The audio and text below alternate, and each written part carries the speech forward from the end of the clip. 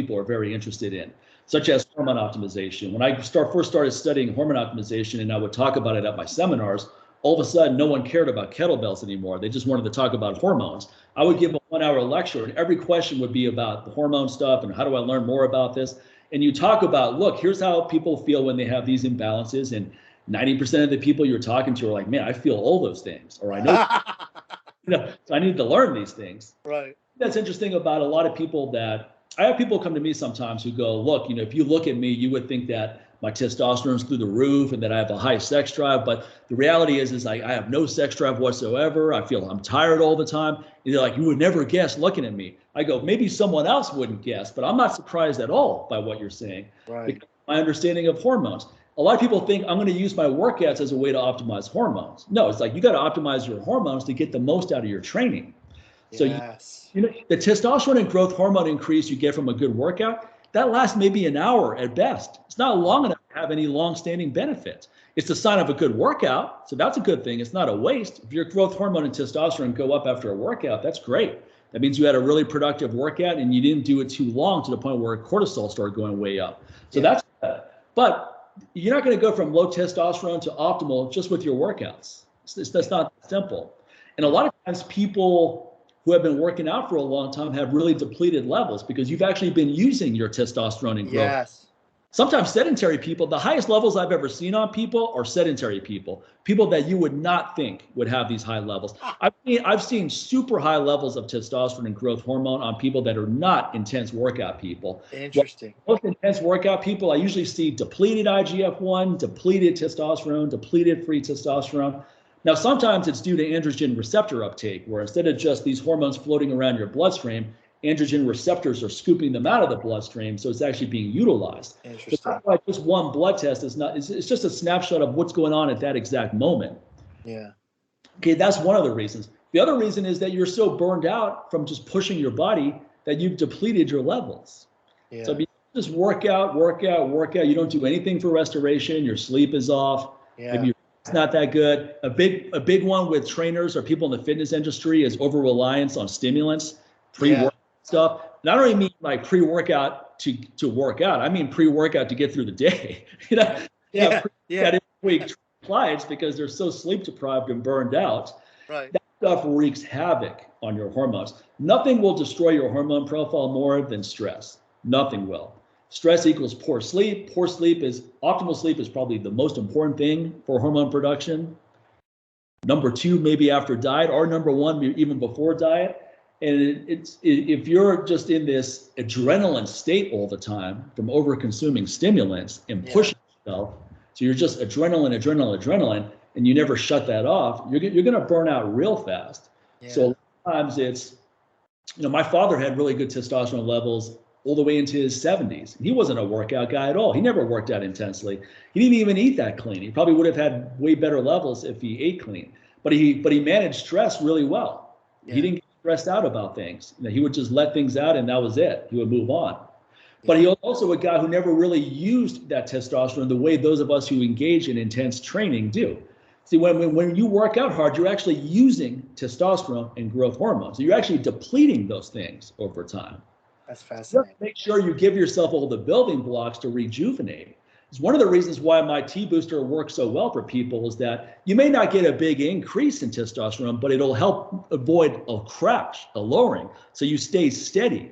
So maybe you have a free testosterone of, let's say 120, which is a pretty good number, and instead of it going from 120 to 80, it stays at 120 the whole time while you're on the product. So you're not getting that depleted type state. So I see a lot of bad advice being propagated on hormone optimization. One is, work out. Here's how you work out to improve your hormones. And you got it all backwards. You got to have optimal hormones to get the most out of your workouts. One of the reasons why TRT is so effective is it keeps your levels steady. So if someone takes testosterone cream or shots, let's say their testosterone now is 800 total and their free is 160 or something, and it's always at that. It's either higher than that or it's at that, or at the very worst, a little bit lower than that. But 24/7, that's where it's at. So every time you go into a training session, regardless of what's going on in your life, because now this is exogenous testosterone. So even if you're under a lot of stress and you're not eating clean, you're still going to have a high level from the shot or the cream or whatever you're taking.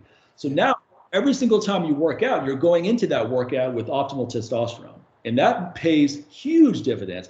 And then also afterwards, when you're trying to recover, guess what? You still have really high testosterone levels. It's not low the way a natural person would be from training hard. You go to sleep, your testosterone levels are optimal. You wake up, they're optimal. And that's one of the reasons why TRT is so effective, is that because it's irrespective of what's going on in your life, to a certain number there. Yeah. Otherwise, you're dealing with, naturally, you're just dealing with fluctuations all day long. Yeah. That's fascinating. So, yeah, it is fascinating stuff. As we know, there are a lot of people in the industry who are not natural, who claim to be natural. Yeah. Right. And I don't care. Like trainers, you're talking about trainers, right? You're not talking about celebrities and all that. Yeah. And I think it's false to give people, hope, thinking that doing whatever they're doing is going to elicit the body through their genetics. I think people have to be honest about that, because I don't think it'll detract from your message. Like, for example, I've used Sarms multiple times in the last 10 years, okay? I don't try to hide that. Now, Sarms are nowhere near the level of actual anabolics, like Anavar, things like that. Those things I haven't used. I can be perfectly honest about that. I haven't used those. But I have used Sarms before, and they definitely made a difference. They definitely made a difference. I look at some of the training footage when I was using this one SARM cycle. It made a huge difference in terms of your ability to recover and put on mass faster and get stronger. No doubt about it. But what's wrong with telling people that? Now, here's the thing about SARMs, though, is at the time that I took them, I thought they were relatively safe. Over time, I realized that's not true. And one time I got some blood work done after using a SARM stack, and my liver enzymes were through the roof. I was really? Never been this high. So that's when I realized, okay, this stuff is not as innocuous as everyone likes to say it is. A lot of people say this is a safe alternative to steroids. No, these are experimental compounds where there's no long-term history of whether it's safe or not. And what's happening is a lot of people are taking these things and then they're having shutdown in testosterone. They're having liver problems. At extreme cases, I think one guy's liver was so bad, actually, I'm not sure if this is true. I'm not sure if he had to have his liver replaced, but I think his liver was so bad that it required hospital care for him to get better. So you have to tread carefully with this kind of stuff. And now when I tell people, I wrote an article recently where I said, look, here's my take on SARMs. Are they effective? Absolutely. You will get stronger. You will get bigger taking them. There's no doubt about that, especially if you take a stack of them. Does it come without any cost? No. There's a chance that it comes with a high cost. It may come with liver stress. If you stand up for too long, who knows? You may be one of the unlucky few that has serious liver damage from it. Liver stress you can recover from. Okay, my enzymes are good now, so I recovered from that. But what if I never did blood work done and I just kept using this stuff? And I have no idea, because by the time you feel it, it's really serious. You're not going to just, I didn't feel any different with these higher liver enzymes. Not like I knew, oh man, I feel like my liver is inflamed in some way. But as it was undeniable, I was like, wow, these levels are high. I need to make sure I address this. And these things are easily acceptable. Anyone can buy SARMs. What concerns me a lot is people that are teenagers, early 20s, that are buying this stuff. You've only been working out for 6 months, right? This kind of stuff should be for someone who's worked out for 10, 15 years. You've hit a plateau, and now you're going, okay, let me try some of these things. Because possibly it can be used safely if you monitor it. But honestly, anabolics are probably safer than SARMs, because at least there's a track history with it. And if you do it under supervision of a doctor, you can manage the negatives with it. I'm not recommending it, but what I'm saying is that there's way more data on that stuff than there is on SARMs, which are experimental compounds that pharmaceutical companies basically discarded. They realized they put it through enough testing to say this is not worth pursuing. It's not worth moving forward for whatever reason. And now they're just in this gray area where it's not legal, but it's not illegal either. So companies that sell SARMs always say not for human consumption. It says that on the bottle, when obviously they'll give you recommendations going, oh yeah, here's how your lab rat should use the SARM. So they're doing this to cover their asses, because you can't legally sell it as a supplement. You can't say, okay, this is for human consumption. Yeah. There's peptides are another area. Peptides, I think, have a lot of health benefits, but we're at the early stages of understanding peptides too. So I can't say that they're categorically safe either, but I think they're way safer than SARMs are. My point is this, though. I've used peptides. I've used SARMs. I did an experiment with testosterone cream years ago. I didn't like it because my testosterone didn't even go up. It all converted to DHT, which is a metabolite of testosterone. I felt horrible on that. I tried it another time and it did actually feel pretty good. But then I decided, you know what? Let me get back to this naturally because I'm only 35 at this point. I don't want to stay on this for the rest of my life. I don't think there's anything wrong with TRT when nothing else works. You've exhausted natural options. But my attitude is I'm a young guy. Now that I know how it feels to be at this level, let me see if I can get back there naturally. And for a lot of people, you can. And there's adjunct measures, something like my T booster or something like Clomid that ramps up your own testosterone as opposed to relying on exogenous. So there's different steps you can learn along the way. But I think whatever you do is fine. Just be transparent about it. I mean, if the Liver King guy came out and said, look, I do this ancestral living bullshit. I eat liver, I eat testicles, whatever the fuck he does, all right? And on top of that, I take growth hormone, I take testosterone, I do this and that. Okay, I don't think that necessarily would have detracted from his message dramatically. I mean, obviously people would have been like, okay, how much of a role are the anabolics playing in this whole thing? But anabolics are not enough on its own. You can't just take anabolics and eat Fruit Loops and expect to get great results. Like the diet and other things still have to be dialed in. You still need to get optimal sleep and all that. Yeah. But I think, and also when you're cartoonishly as big as he is, there's really no point in lying about it because anyone who knows anything, the second I saw that guy go, he's definitely on stuff. Yeah. Definitely, without 100%, without a shadow of a doubt. One thing I appreciated about Louis Simmons is that I remember reading an interview with Louis Simmons on T Nation, and they talked about anabolics, and he went right into it. He goes, yeah, these are all the things we take. He's like, I've been taking steroids for 15 years at that time. He's like, I'm always taking these things and all that. He wasn't even coy about it. And he wasn't even like, oh, I don't want to answer that question or tried to make it look like he's taking a lot less than he actually takes. He was fully transparent. He goes, we all take these things. We wouldn't be able to compete at the level we compete at if we didn't. Perfectly honest. Now, did that hurt Louis Simmons in terms of his growth and notoriety? Absolutely not. It didn't. Now, he's highly respected. He was one of the most highly respected powerlifting coaches everywhere. People love that honesty from him. Yeah. It didn't hurt his business at all. Now, with the Liver King, if he was honest about the things he were taking, would have hurt his supplement sales?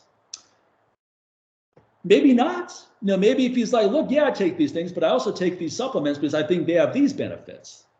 Maybe he wouldn't have sold as many as he did, but he'd still be selling it now because he would have been transparent from the very beginning. But look at someone like The Rock. Now he's not in the supplement business, but obviously he's on anabolics. But I don't know. Breaking news. Yeah, exactly. I don't know if he's ever flat out denied it. Right. And I don't know that he probably does interviews where it's like, look, don't even think about asking me about that question. It's probably worked in. That's why you never see him on a long form podcast. If you went on Joe Rogan's podcast, Joe's going to ask him that. And he's not going to just let him get off with this. So that's probably why he would never go on his show. Right. And if he look, I don't want to talk about that stuff, Joe would probably be like, well, I don't want you on the show. Because Joe's going to take it there. He's going to take it there and ask those questions. And he's not going to just leave it alone. He's going to keep asking it.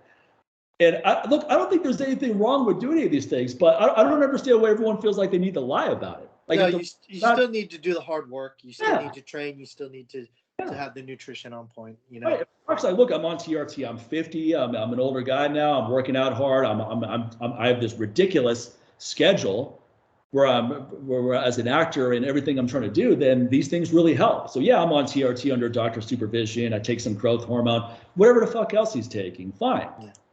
I really don't think it would detract from other people. What really detracts is when you lie about it and people find out later. Now that detracts for sure. Yeah. Because you weren't transparent. But someone like the Liver King flat out said, no, I don't take anything. Flat out said it. And then when he did his apology, he's all like, oh, I'm doing this because thousands of men commit suicide every day and we have depression and all that. I was like, yeah, that's all true, but what the fuck does that have to do with what you did? Now you're trying to deflect onto something else. So it's like, what are you saying here? You're saying that I took a bunch of steroids so that I could be this aspirational goal for people with depression? Makes no sense whatsoever. Here's my question for you. For someone who's not on anything, no Sarms, no peptides, no TRT, aging right now in the 50s, 60s, like towards that end, what recommendations would you make to them in terms of their training and how to optimize their hormone? Well, with diet, number one, I would make sure that they try to address all mineral imbalances. Do something like a SpectraCell. Make sure you're not zinc deficient, magnesium deficient, B vitamins. All those things. Make sure that all those things are on point, because that all pays big dividends. It goes a long way. Magnesium helps with sleep. It helps with free testosterone production. Zinc helps with blocking conversion of testosterone to estrogen. It also helps augment testosterone production. Selenium is really good for your thyroid. B vitamins are really good for stress management. Vitamin C is really good for excess cortisol. So there's a lot. So you don't even necessarily have to supplement these things, but make sure you eat foods that are rich in these things. Right. I eat Brazil nuts for selenium. That's great there. Yes. I eat fruits a lot of fruits in my shakes that give me a ton of vitamin C. So you can get a lot of nutrition from the foods you're eating. Now, when it comes to training, I think you really have to focus on restoration. One thing that I'm huge on is if you can get a good sports massage once a week, just do it as an experiment once a week for 30 days. You will never stop doing that because it makes such a profound difference. Yeah. Even twice a month, it's going to make a difference. At the very least, once a month. But I'm telling you, if you can do it once a week at the end of every training week, so let's say Monday through Friday you train, get it on Friday night or Saturday, then let's relax on Sunday. What you're doing is you're fixing all the damage when it's minor as you're going along. You're not waiting until the inflammation has become so pronounced that now you have some serious breakdown. Yeah. Staying ahead of all that overtraining and burnout by getting that recovery, that makes such a huge difference. I'm always amazed by people that will blow $500,000 a month on supplements. And I get that. You know, I've blown a lot of money on supplements myself. I totally get that. But at the same time, those same people will say, oh, massages are expensive. You know, I don't want to do it once a week. Stop taking whatever you're taking, get a massage once a week for a month. You will want to keep doing that indefinitely. I did that as an experiment in 2014. I started going to this really good lady in Vegas. And I started going once a week. And for years, I was consistent with that once a week because it made such a huge difference. Now I'm not training as hard as I have in previous years. I don't feel like I really need it once a week, but definitely twice a month I go. At the very least once a month, but usually twice a month I go. That is huge, especially for people as they get older, because it's an amazing de-stressor too. When you're getting a massage, you're basically in this meditative state and you're just being pampered. Someone's working on you. You're not looking at your phone. You're not doing anything but pure relaxation for that hour or however long the massage is. And then do things such as we were talking about, daily activity is important. Go walking for 2 hours because it loosens you up. Your back may be a little bit tight from deadlifting, or it may be a lot tight. Go walking for a long time and you decompress everything. Yeah. Now you're getting this active recovery. It's important to stay really active as you get older. One thing Clarence Bass made a good point of saying, he goes, metabolism does not go down as you get older. That's a myth. And he said this years ago, and that's been confirmed by experts now. What happens is people's activity goes down. Yeah, they're sedentary, yeah. They used to walk 2 miles, now they only walk half a mile. Yeah. And then they're eating more. So you're more sedentary and you're eating more. Yeah. My increased activity, not necessarily intense training. Yeah. Probably going to be to your detriment. I'm not saying go to the gym for 2 hours when 45 minutes a couple times a week is more useful, because that's intense. It's not even useful when you're younger. People are like, oh, when you're younger, you can get away with a lot of stuff. Yeah, but should you? Yeah. This advice that applies to when you're in your 40s and 50s in terms of training is still useful when you're younger as well. Just because you can't train for 2 hours doesn't mean you should, but you can get better benefits with 45 minutes. Yeah. And so activity is really important. And then I think things such as meditation, just de-stress, anything that helps you de-stress, whether it's Tai Chi, Qigong, yoga classes, all that stuff is great. It just has to be something that you find interesting. Because if I tell you to go take yoga and you're like, I hate this, you're not going to sustain it. Yeah. But if I tell you to take Qigong and you love it, you're like, okay, cool, I can work this in. Joint mobility type stuff.